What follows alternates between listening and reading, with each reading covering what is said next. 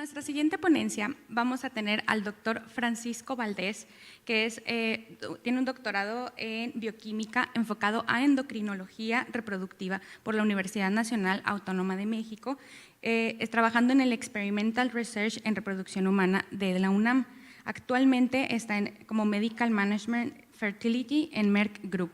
Entonces, él nos va a venir con la siguiente ponencia.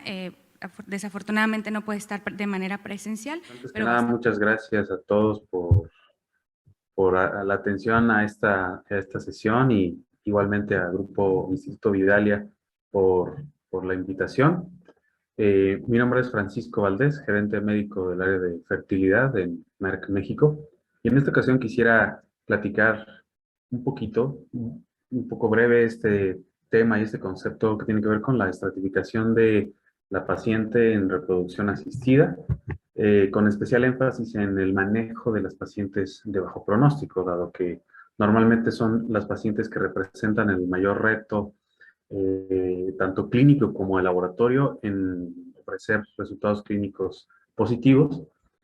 Y bueno, específicamente porque hay diferentes avances clínicos y científicos en este campo que, bueno, todo el tiempo nos están acercando un poco más a este objetivo, que es brindarle a la paciente la mayor oportunidad de éxito en su tratamiento. Entonces, primero que nada, quiero comenzar platicándoles un poco sobre la estratificación general que existe actualmente en este concepto de el potencial que una paciente tiene para llegar a conseguir el éxito. Y en este sentido, después de los recientes, bueno, ya no tan recientes avances en reproducción asistida, específicamente en los conceptos de clasificación de pacientes, surgieron dos grandes grupos. El primero es el grupo de pacientes de bajo pronóstico y el otro el grupo de pacientes de buen pronóstico.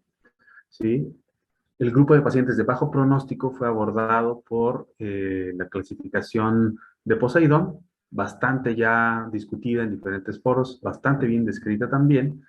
Y en este trabajo del grupo de Sandro Esteves, él mencionaba que dentro de su experiencia clínica, al menos en términos generales, la mitad de sus pacientes correspondían a alguna de las categorías de Poseidón, lo cual nos daba a entender que este grupo de pacientes o estos grupos de pacientes corresponderían a la mitad de todas las pacientes y deberían ser clasificadas como pacientes de bajo pronóstico, independientemente al grupo al que pertenezcan. ¿Sí? Aquí vamos a hacer simplemente un recordatorio de estos cuatro grandes grupos de reproducción asistida que nos presenta Poseidón. Y en este caso, el grupo 1 nos dice que pacientes menores de 35 años con buena reserva ovárica medida por el conteo de folículos antrales y o los niveles de hormona antimülleriana, pues bueno, sería el grupo quizás dentro del bajo pronóstico, el de mejor pronóstico. De igual manera, aunque con una característica diferente, las pacientes del grupo 2 son aquellas que superan los 35 años, pero de igual manera tienen una buena reserva ovárica. Las pacientes que ya representan un reto importante para la clínica serían las pacientes del grupo 3 y 4, las cuales tienen una reserva ovárica ya reducida, corroborada por los niveles de hormona antimülleriana y el conteo de folículos antrales, para lo cual se han establecido diferentes abordajes dependiendo de cada uno de estos, dependiendo de cada grupo al que la paciente pertenezca. La sugerencia desde el punto de vista farmacéutico es, por supuesto, individualizar los tratamientos para ofrecer a las pacientes la mejor oportunidad de éxito con cualquiera de estos tratamientos, ¿sí? Y bueno, esto está relacionado también con las posibilidades de generar embriones sanos o embriones euploides y por lo tanto incrementar las tasas acumuladas de embarazo. Ese es el gran reto que hoy tenemos. En pacientes de grupo 1 y grupo 2, sabemos que a pesar de, pues bueno, que estas pacientes tienen una buena reserva ovárica, digamos las pacientes del grupo 1 y grupo 3 por edad, tendrían la posibilidad de tener embriones euploides con una mayor probabilidad, ¿sí? Mientras que los pacientes del grupo 2 y grupo 4, por un tema de edad, tendrían una menor probabilidad de tener más embriones euploides, por lo tanto, los abordajes tienen que ser distintos. Hoy ya tenemos información un poco más precisa en lo que respecta a las posibilidades de éxito en cada uno de estos grupos. Por ejemplo, este trabajo publicado en el 2019 hace un comparativo de las tasas acumuladas de recién nacido vivo en pacientes de bajo pronóstico, en mujeres de bajo pronóstico, dependiendo de cada uno de los grupos, tomando en cuenta este concepto que primero la calidad ovocitaria y la calidad embrionaria está relacionada directamente con la edad y ese es un parámetro independiente. Y el otro es la cantidad, como lo acabamos de ver en estos grupos de Poseidón, que tiene que ver con el número de ovocitos o con la reserva ovárica. Entonces podemos tener pacientes con buena calidad, pero con un bajo número y viceversa, o que mezclan ambas características. Entonces, en este sentido, pues ellos reportan, después de hacer un análisis exhaustivo de los datos, reportan una comparación aquí en cuanto a las tasas acumuladas de recién nacido vivo por ciclo. Por ejemplo, en pacientes, en la primera columna, en pacientes jóvenes con, digamos, normales que no forman parte de estos grupos de bajo pronóstico, y pues bueno, nos dan un número. Ellos dicen que hasta el 50, se puede obtener hasta el 52% de recién nacido vivo por ciclo. Mientras que en pacientes de grupo 1, que son aquellas pacientes jóvenes o menores de 35 años que tienen buena reserva ovárica, pero que por alguna razón han representado o han presentado una baja respuesta a la estimulación ovárica, pueden llegar a tener un 39%. Esto va reduciéndose conforme vamos avanzando. La paciente del grupo 3, que son menores de 35 años, pero que tienen ya baja reserva ovárica, su porcentaje acumulado es del 29%.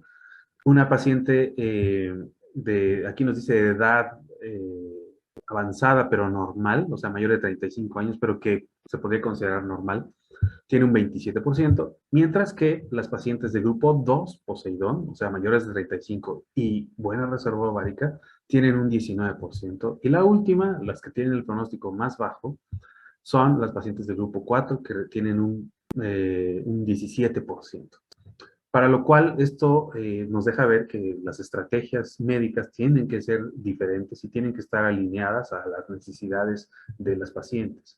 Entonces, hoy tenemos diferentes recomendaciones muy novedosas, como este estudio publicado en el 2020, donde nos habla de las nuevas definiciones de baja reserva ovárica, de pobre respuesta, los aspectos fisiológicos que están detrás y cuáles son las recomendaciones clínicas. Aquí, por ejemplo, en este caso, y a manera de resumen, podríamos decir que este trabajo que forma parte del grupo de Peter Humaydan, pues nos hablan también de otro concepto, que es lo que se conoce como FOI, lo que se conoce como Follicle Output Index, o Follicle Oocyte Index. Entonces, en este sentido, nos dice que, bueno, un 50% de este FOI nos habla de un buen indicador, en este caso, ¿sí? De lo que tenemos en la reserva ovárica y lo que al final obtenemos como ovocitos recuperados. Entonces, este es un muy buen indicador para saber si la paciente realmente es una pobre respondedora o una paciente que representa un reto adicional. O todo lo contrario, que es una paciente que no tiene este tipo de problemas en cuanto a su respuesta a la estimulación ovárica. Entonces, aquí las sugerencias nos dicen que pues, tenemos que hacer una adaptación de las dosis de gonadotropinas con las que estamos trabajando.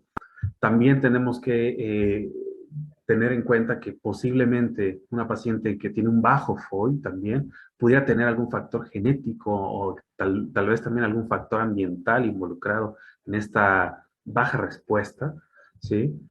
También tendríamos que identificar las razones por las cuales el desarrollo folicular es asincrónico, ¿sí? Hay múltiples razones para las que esto pudiera llevarse a cabo y un buen protocolo de estimulación ovárica, un buen protocolo de supresión de la GnRH nos ayuda también a mantener este desarrollo folicular sincrónico y más adelante les presentaré una propuesta de un protocolo que bueno, fue publicado por el doctor Fischer en Alemania, que puede ayudarnos a mantener este problema del desarrollo folicular asincrónico un poco bajo control.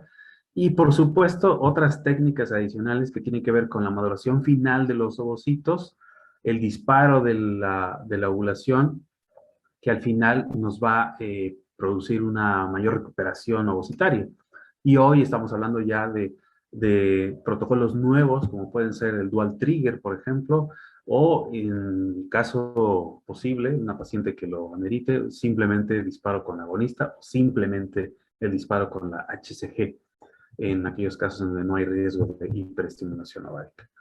Ok, entonces, entrando un poquito más a los detalles fisiológicos dentro de estas pacientes de bajo pronóstico, y esto es importante recalcarlo, a nivel mundial se ha hecho pues como una relación entre estas pacientes de bajo pronóstico y quizás la deficiencia de FSH y LH, o quizás también defectos en los receptores. Entonces, ¿cuándo sucede este tema de la deficiencia de la FSH y de la LH? Pues bueno, sabemos que hay pacientes que ya nacen con esta deficiencia de FSH y LH y puede ser un tema genético, pero también hay otros casos, como puede ser la edad materna avanzada, la presencia de polimorfismos en los receptores de la FSH o de la LH misma, y también otras causas, otras razones que pudieran estar relacionadas con esta presencia pues de hiporrespuesta a la estimulación ovárica. Hoy se sugiere que las pacientes que participan o presentan este tipo de respuestas pudieran también explicarse de alguna manera, como decía, por el tema de los polimorfismos genéticos, o por otro lado también porque en los tratamientos de reproducción asistida se lleva a cabo un proceso transitorio de pues, regulación hacia la baja de tanto FSH como la LH gracias al uso de los análogos de la GnRH. ¿Sí? Entonces, para ello tenemos que recordar cómo funciona el sistema de liberación de gonadotropinas a nivel cerebral, recordando que todo inicia con una secreción pulsátil de la GnRH en cierto grupo neuronal del hipotálamo, perdón. Estas neuronas liberan esta secreción de GnRH, la cual viaja pues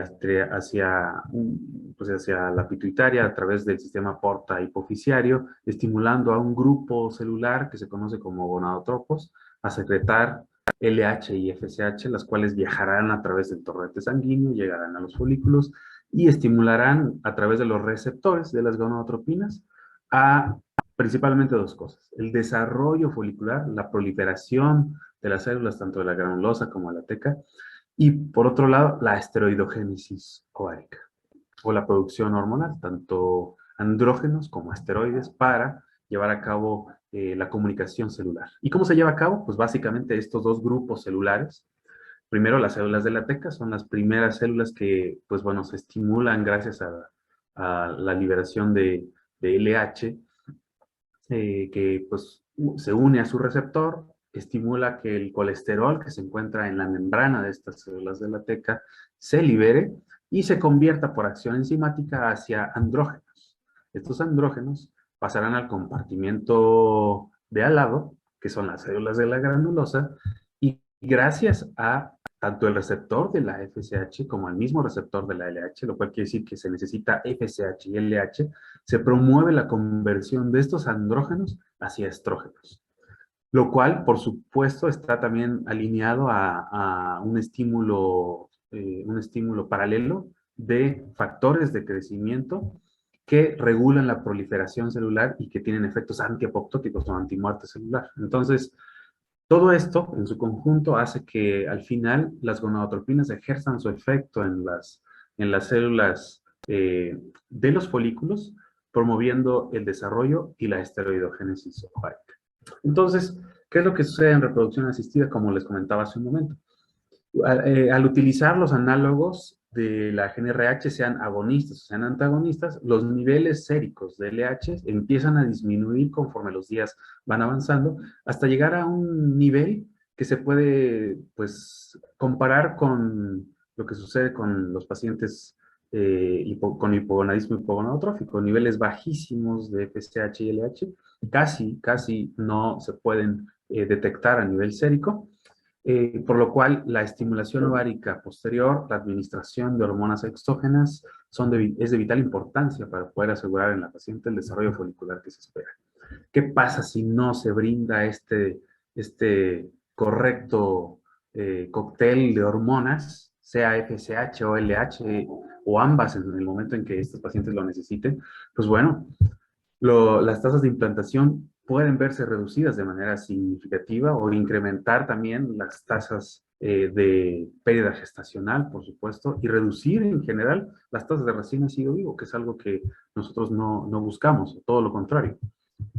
Entonces, recientemente se publicó también un consenso Delphi para poder llegar a resolver esta pregunta, ¿no? ¿Cómo podemos hacer para llegar a tener este bebé recién nacido vivo en el menor tiempo posible? Hay diferentes decisiones en el árbol de decisiones que se tiene que tomar en un tratamiento de reproducción asistida. Y bueno, este trabajo fue publicado por Ernesto Bosch y un grupo de especialistas, todos ellos muy conocidos, que empezaron a desmenuzar este concepto. ¿Qué necesitamos en reproducción asistida para poder asegurar el bebé recién nacido vivo?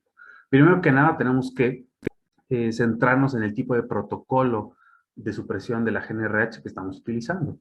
Y bueno, desde hace algún tiempo todos sabemos por comodidad y por practicidad que el uso de los antagonistas es un protocolo bastante útil, bastante adecuado para las pacientes que se someten a la reproducción asistida. Pero aquí hay unas razones más específicas, ya definidas por el consenso. Y todos los especialistas que formaban parte del consenso mencionaron que el protocolo es igualmente efectivo, pero es más seguro y requiere menos dosis de FSH.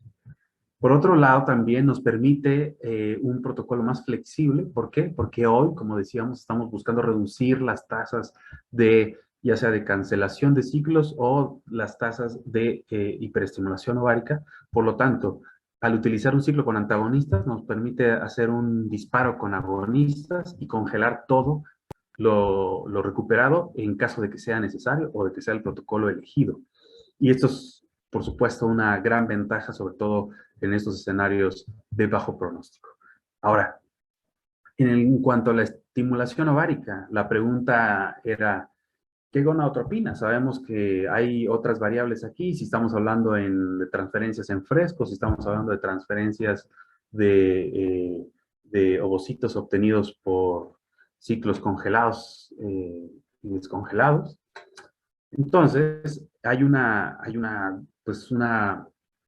una, digamos, una disyuntiva desde hace muchos años para poder elegir qué gonadotropinas hay, pero desde el punto de vista molecular, desde el punto de vista clínico también, hay evidencia cada vez más interesante y más contundente que demuestra que hablando de estos preparados que contienen LH o una hormona que se parece a LH, que se parece a la LH, sí hay diferencias importantes desde el punto de vista molecular, por un lado, como que ustedes pueden ver en esta imagen, cuando hablamos de una comparación entre la LH recombinante y la HCG que es contenida en las hormonas urinarias, vemos que cuando la LH, se une a su receptor, desencadena una vía intracelular que culmina en efectos antiapoptóticos y más bien son efectos proliferativos. Mientras que cuando se administra la HCG, se desencadena otra vía, que es otra vía totalmente diferente, que comienza con la liberación del AMP cíclico, fosforilando a una molécula, una proteína que se llama CREB, la cual despierta a la molécula P53, la cual desencadena pues una serie de eventos apoptóticos. ¿Y esto cómo se traduce desde el punto de vista clínico? Pues bueno, hay un trabajo que ya tiene algunos años, publicado en 2011 por Klaus Bühler, donde comparó en un caso de estudios y control, de casos y controles, más de 4,000 pacientes sometidas a tratamientos de reproducción asistida, en donde se compararon tres diferentes esquemas. El primero es el de FSH y LH, utilizando una dosis de 150-75. El otro es el otro es un esquema de HMG solo, y el otro es un esquema combo o combinado, que es FSH recombinante contra HMG. Y lo interesante de esto es ver los resultados clínicos que se obtuvieron, que fueron en estos casos significativos, en cuanto a la tasa de embarazo por embrión transferido. Y aquí es muy interesante. Mientras que las tasas o los números de ovocitos recuperados o los días de estimulación fueron idénticos en todos los grupos, En cuanto a la tasa de implantación, como pueden ver en color beige, y en la tasa de embarazo por embrión transferido o por transferencia embrionaria, vemos una diferencia significativa a favor del uso de la FSH y LH recombinante en esta proporción 2:1. Aún en estos esquemas combo, que sabemos que son bastante comunes en América Latina. Esto nos permite entender un poco cuáles son las ventajas y cuáles son las razones también que hay detrás de estos resultados, como lo acabamos de ver. Las ventajas de la LH desde el punto de vista molecular y lo que los consensos nos están diciendo. Estos son estudios muy recientes. Es un trabajo publicado por Peter Humaydan, en donde pues, él presenta los best practices para los grupos Poseidón y nos hace una división en cuanto a cómo abordar a los grupos 1 y 2 y a los grupos 3 y 4. Y como ustedes pueden ver aquí, propone una serie de adaptaciones o de procesos individualizados dependiendo del grupo en el que estemos hablando. Si una paciente es, por ejemplo, grupo 1, o sea, una mujer de menos de 35 años que tiene buena reserva ovárica, pero que ha respondido mal a un tratamiento convencional de estimulación ovárica, normalmente son solo con FSH, pues aquí pues nos dice, primero que nada, pues estimularla con dosis que pueden ir de 50 a 75 unidades, si no hay variantes genéticas asociadas, como sabemos, a este tema de los polimorfismos, o hasta 150 unidades internacionales de FSH en aquellos casos de variantes o polimorfismos del receptor de la FSH. Aquí nos dice que hasta un máximo de 300 unidades. Mientras que grupo 2, mujeres mayores de 35 años, pues bueno, sugiere iniciar con dosis altas, dosis de 300 unidades, y considerar Duostin, el protocolo Duostin, que también ya se ha abordado mucho este protocolo, se ha hablado mucho de este protocolo, que son 2 estimulaciones en un mismo ciclo, lo cual nos llevaría a asegurarnos recuperar la mayor cantidad de ovocitos en el menor tiempo posible. Ahora, en estos grupos se considera, por supuesto, la adición de la LH, de preferencia en esta proporción 2:1, en ambos, tanto el grupo 1 y el grupo 2. Y en cuanto a el régimen, ya sea de antagonistas o agonistas, sugiere el uso de antagonistas, el disparo con el agonista y elegir, en el caso necesario, pues bueno, el tema de congelar todo o hacer una selección de casos donde podemos hacer transfers en fresco, dependiendo de, pues, bueno, el conteo de folículos centrales inicial, con cuántos ovocitos se llegó a la recuperación final y si existe este riesgo, ¿no?, de que pudiera presentarse una hiperestimulación ovárica. Por otro lado, también el tema del análisis genético, pues únicamente para pacientes del grupo 2, dado que estas pacientes tienen más de 35 años y por una cuestión de probabilidad de tener embriones aneuploides, como veíamos hace un momento, se sugiere que el análisis de PGTA sea realizado y en particular en pacientes de más de 38 años, por las altas probabilidades de tener embriones aneuploides. Y bueno, en cuanto a la transferencia, aquí, como este trabajo está hecho en Europa, sugiere la transferencia de un blasto, de un solo blasto. Ahora, ¿qué es lo que nos dice este análisis para los grupos Poseidón 3 y 4? Aquí vemos que ya hay algunas variables adicionales. Pues primero tenemos que considerar, pues obviamente los niveles basales, ¿no? Si ya sabemos que estas pacientes tienen baja reserva ovárica, ¿qué tan baja reserva ovárica tienen? Y además son menores o mayores de 35 años. Si vamos a administrar un adyuvante o no, ya sean andrógenos, hormona de crecimiento o coenzima Q10. Utilizar también un protocolo largo con estrógenos, ¿sí? Hacer también un priming con este tipo de hormonas. Utilizar un protocolo con antagonistas. Utilizar el protocolo Duostin también. Todo esto a elección. Ahora, en cuanto a estimulación ovárica, aquí nos dice, pues de entrada, en ambos grupos tendríamos que estar administrando 300 unidades de FSH y de preferencia 150 unidades de LH, aunque por supuesto en este trabajo presentan otras opciones. Sin embargo, ya sabemos que con la evidencia presentada también de otros estudios, pudiéramos pensar que la mejor opción para las pacientes sería administrar esta proporción 2:1 de FSH y LH, con la cual vamos a tener un mayor control del ciclo de la paciente y obtener mayores tasas de implantación, de embarazo y de recién nacido vivo. En cuanto al disparo y la recuperación, pues bueno, aquí tenemos diferentes opciones para estas pacientes, diferentes opciones a probar, ya sea el protocolo largo, el disparo con HCG, el uso del protocolo con antagonistas y el disparo con agonista o con HCG o el doble trigger o dual trigger también, o el protocolo Duostin con el disparo, con un disparo con agonistas. Entonces, estos conceptos son, me parece, bastante esclarecedores en este sentido de qué vamos a hacer dependiendo del grupo a la que la paciente pertenezca, porque cada una de ellas tiene un pronóstico diferente.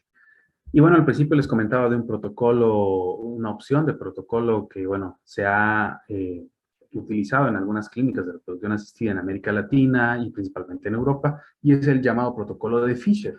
Este protocolo, bueno, es una propuesta del doctor Robert Fisher y del doctor Mateus Roque en Brasil, quienes lo han utilizado extensivamente. Y bueno, ellos comienzan desde un ciclo previo con un priming, un pretratamiento con oretisterona, 5 miligramos 2 veces al día, ¿sí? Más o menos unos 10 días a partir del día 20 de ese ciclo previo. Luego hacen un periodo de washout, un periodo de descanso, más o menos 4 días, y comienzan el protocolo tradicional, un protocolo con FSH y LH, y utilizan el antagonista como supresor de la GnRH, el protocolo flexible del uso del antagonista, quiere decir que pues, cuando los folículos vienen entre 12 y 14 milímetros, se comienza la administración del antagonista y ellos lo administran 5 días, ¿sí?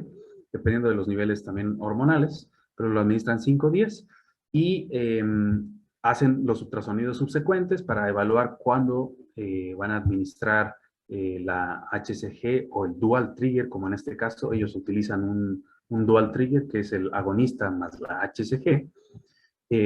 Pues bueno, hacen el disparo con el dual trigger y 36 horas después recuperan los ovocitos. Esto es un protocolo muy, pues muy útil para este tipo de pacientes de bajo pronóstico.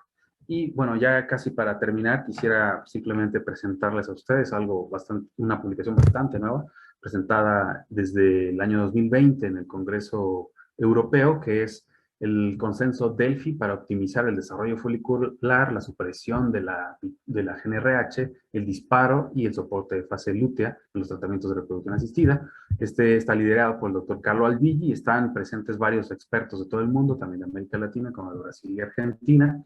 Y bueno, hicieron un consenso, diferentes mesas de trabajo y bueno, incluyeron a 35 expertos, un consejo científico o una mesa de expertos en cada uno de para cada uno de los temas que discutieran de una forma pues basada en evidencia los conceptos o las preguntas que se incluyeron en este consenso. Y aquí simplemente les presento dos como ejemplo, que tiene que ver con el apartado de desarrollo folicular y estimulación ovárica con gonadotropinas. Y por ejemplo, el statement número 6 fue cuando se compara el tratamiento con FSH sola, la administración de FSH y LH puede mejorar el embarazo en curso en algunos grupos de bajo pronóstico.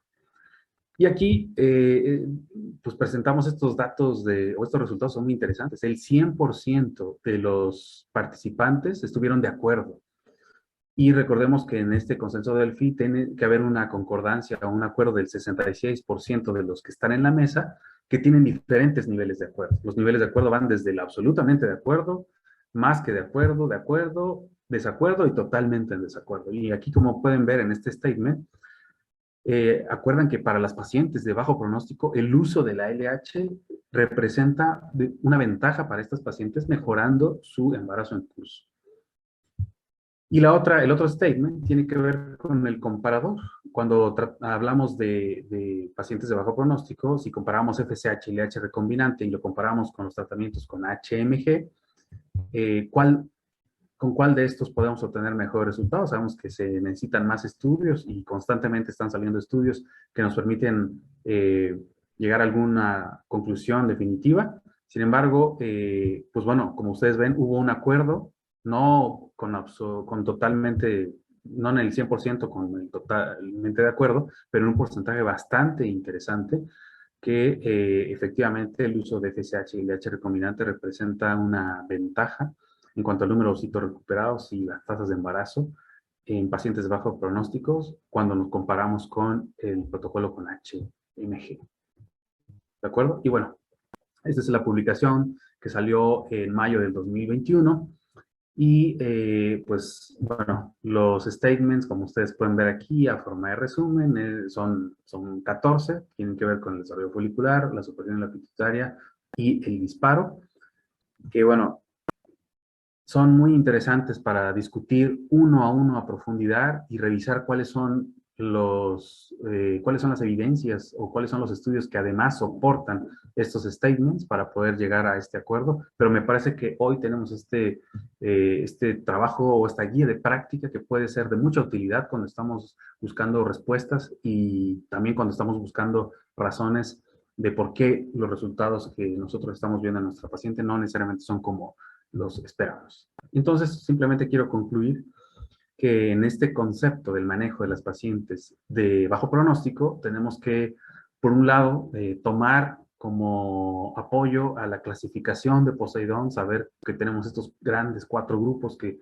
como ya lo veíamos al principio, quizás pueden representar al menos la mitad de nuestra población en tratamiento, y que en este concepto de pues, respuesta, el tipo de respuesta a la estimulación ovárica, sea subóptima o pobre respondedora, hay diferentes esquemas que ayudan a mejorar el pronóstico de estos pacientes y normalmente tiene que ver con el uso de la LH, principalmente el uso de la LH recombinante en este grupo de pacientes, individualizando los demás aspectos del tratamiento. Si necesita análisis genético, si necesita un dual trigger, si necesita el uso o un protocolo con agonista, un protocolo con antagonista, aunque sabemos que la mayoría serán con antagonistas. Entonces, la respuesta nuevamente a las interrogantes en este sentido tiene que ver con la individualización, pero todo comienza con el reconocer o el diagnosticar a nuestra paciente correctamente.